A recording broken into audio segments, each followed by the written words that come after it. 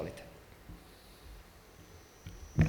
Thank you for the kind introduction, and I'm very pleased to represent the OECD here today at this distinguished panel.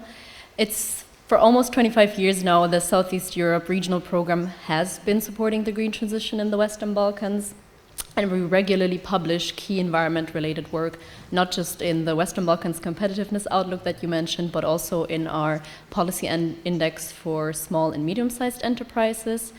And most currently, we're also running a dedicated project on supporting the development of circular economy in the region. So as we've been supporting all of these initiatives, it's encouraging to see that they are bearing fruit. And the key findings from the latest Western Balkans competitiveness report highlight substantial progress on several milestones toward a more sustainable future in the region. And I'd like to share with all of you some of the notable progress that we have seen in 3 areas that the OECD analyzes. And these are, first of all, decarbonization, second of all, the protection of ecosystems, but also citizen well-being, and third, on enhancing resource efficiency and circularity. So first, on decarbonization. So we are seeing that the Western Balkan 6 economies are recognizing the growing impact of climate change. All of them have decarbonization regulations and policies in place that align with the regional goal of becoming climate neutral by 2050. 5 of the economies also strengthened the emissions reduction targets under the nationally determined contributions that we have in the UNFCCC, and they're focusing efforts in key sectors such as energy, buildings, and transport. And these enhanced climate pledges and strategies are of great importance because they lay the groundwork for future action that can then also prioritize resilience building and sustainability. And it's critical because the region is already heavily impacted by climate change, but it also stands to greatly benefit from moving to a greener economy. For example, North Macedonia, in its long-term climate strategy, it expects to create around 10,000 jobs by 2035. A second point on decarbonization is that despite the reliance on fossil fuels, we are seeing the active expansion of the use of renewable energy, and we are seeing that a lot of economies are now putting in place de-risking mechanisms to make such projects in renewable energy and energy efficiency financially safer. Because investors, they worry about uncertainties and risks such as higher upfront costs, but also more fluctuating energy prices. For renewable energies, it's also a positive development that competitive auctions are more and more phasing out feed-in tariffs, because such competitive auctions are more responsive to market changes, and they can also potentially lead to lower prices for the end users.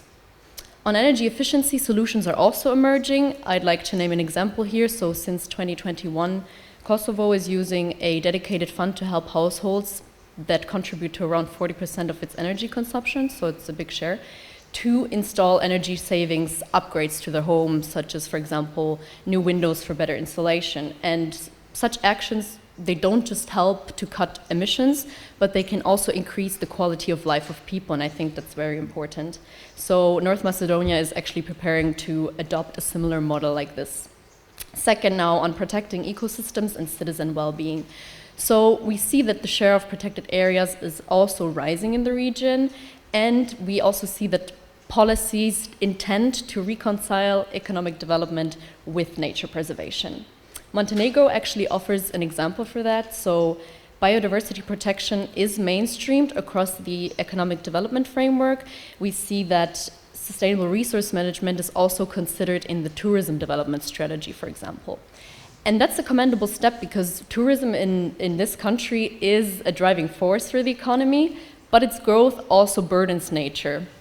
So in a way, there is a perk for these policies because they aim to keep nature and the vital ecosystem services intact so that the sector can even develop in the long term. We also see more initiatives and investments in tackling water and soil pollution, for example. So there is a stronger emphasis on freshwater preservation, but also the restoration of degraded ecosystems.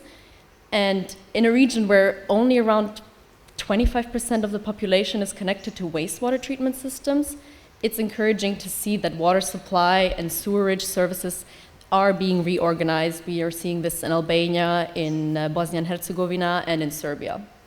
Another good example that I'd like to mention in this regard is the Western Balkans Soil Partnership.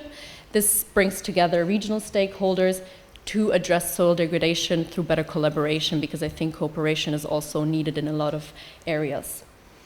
So third, on resource efficiency, we are seeing that the Western Balkans are committed to enhancing resource efficiency and circularity. Resource productivity has already increased by around 50% over the last 10 years, but it's still around 3 times lower than the EU average. And policies are emerging in this regard to provide better guidance on what could be the priorities to maximize the benefits of circular economies. So early this year, with our support from the OECD, Albania and North Macedonia also finally adopted their circular economy roadmaps. And it's important that these documents are also translated into actionable policies. And for this, there needs to be a whole of society approach.